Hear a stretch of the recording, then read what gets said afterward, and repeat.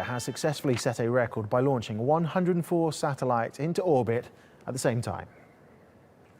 2, 1, 0, plus 1, 2, 3, 4. Now, the rocket carrying them took off from the southern spaceport of Sriharikota. It held a 714-kilogram satellite and 103 nano-satellites. Among their uses, the satellites will monitor roads and create maps for water distribution.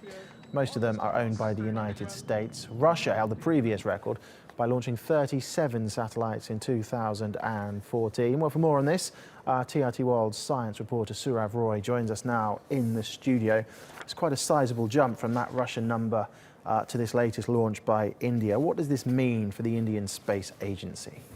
It is indeed a huge accomplishment. But in terms of science, it is not just taking up 103 or 104 satellites up into space. It's also successfully deploying them in orbit, which means a lot of complicated math and a lot of complicated physics into it.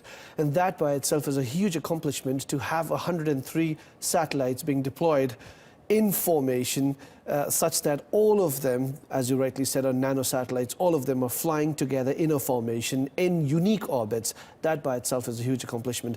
The Indians are not looking at setting record. They're looking at maximizing their capacity, which means that they're looking at pushing the next frontier. What could be the next frontier for them? What could be the next frontier for them? What are they looking at? Well, they've already sent the world's cheapest yet the most successful Mars mission, known as Mangalyaan. They've sent a very successful mission to the moon called as Mangalyaan. They're now looking at trying out the GSLV, the geosynchronous satellite launch vehicle, in the months to come. They're looking at sending more missions to Mars, to Moon, as well as to Jupiter and Saturn as well. And if one has to go by what the space agency ISRO says, the Indian Space Agency, they're looking at one launch a month. Now that means a huge amount of science and technology research and development taking place within the agency. And just how big an achievement is this? We've touched on the figures. Why exactly are they spending so much money, putting so much effort into this?